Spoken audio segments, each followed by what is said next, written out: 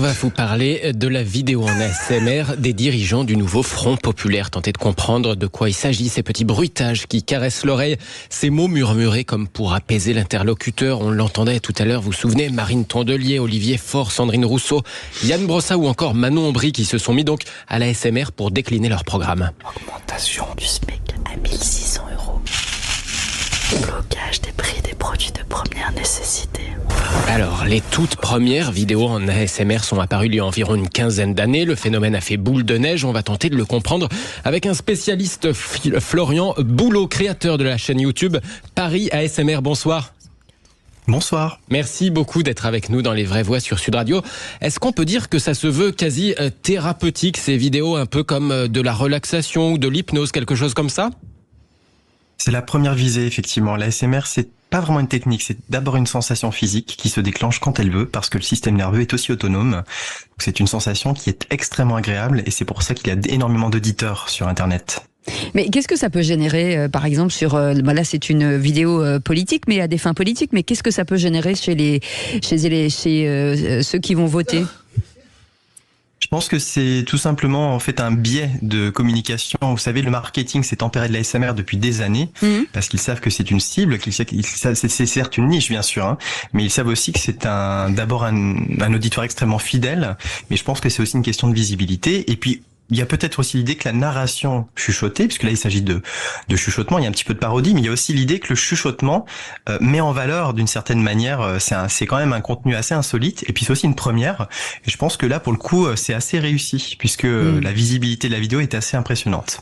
Comme même dans le murmure amoureux, j'ai une voix de stentor, il va falloir que je progresse. Non mais c'est très intéressant ce que vous dites, parce que moi, c'est vraiment, comment dirais-je, ma sensibilité politique. Quand j'ai découvert cette vidéo, j'ai fait c'est bizarre, et en même temps j'ai commencé alors évidemment je suis entouré que de trentenaires, c'est hyper classe, c'est très beau, les bruits, notamment moi plus que ce qu'ils ont dit, c'est les bruits, et je me suis dit quand même c'est incroyable, j'étais très étonné j'attendais de voir si elle serait très vue, et je pense qu'on est quasiment à plus d'1,8 million de vues, hein, c'est ça ?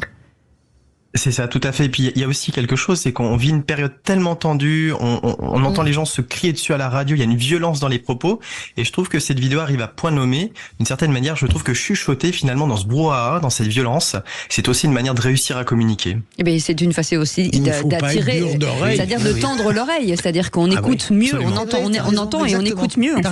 En fait. Moi j'ai deux petites questions aux spécialistes. Est-ce que ça va entraîner une adhésion supplémentaire de non-convertis ou non-convaincus ? Est-ce que c'est Attendez, la deuxième, si vous voulez. Est-ce que c'est pas une façon non plus de nous endormir face à ce programme dangereux ? J'attendais. Il est surtout là pour nous expliquer. Allez, on le laisse répondre, s'il vous plaît. Alors bien sûr, moi je représente pas du tout le parti politique en tant que tel, mais je suis très attentif parce que je crée ce type de contenu depuis 10 ans, et je trouve que ça montre à quel point aussi l'ASMR permet d'obtenir une écoute. Je pense pas que ça soit pour endormir, puisqu'au départ, on se reconnecte à son corps. Hein. Quand on écoute de la ASMR, des vidéos ASMR, on ressent une sensation physique. Alors bien évidemment, là, le but, il est pas relaxant. Je pense que le but, c'est de se faire voir et de trouver un biais de communication qui soit différent. C'est en ça que ça... Donc je pense pas que ça soit du tout pour endormir les consciences. Bien au contraire.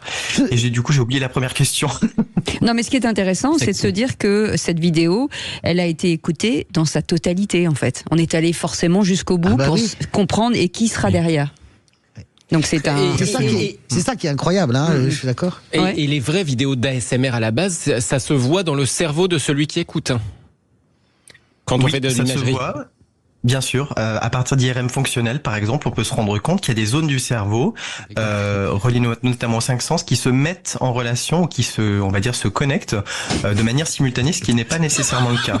Ça m'intéresse pour moi, ça m'intéresse, parce qu'il y a des trucs qui ne sont pas connectés chez moi. Je pense que c'est pas mal pour Philippe Bilger aussi, parce qu'il a que des points d'interrogation depuis que vous parlez. C'est un truc, c'est pour vous dire que ça pourrait vous relaxer. Et ça va être l'heure du tour de table de l'actualité des vraies voix. C'est génial. Merci beaucoup, en tout cas, Florian Boulot, créateur de la chaîne YouTube. Si vous pouvez faire une formation à Françoise de Et laissez-moi parler, s'il vous plaît. Créateur de la chaîne YouTube Paris ASMR. Je vous incite à écouter, en tout cas, ces vidéos. Merci mille fois, en tout cas, Florian Boulot, d'avoir été avec nous.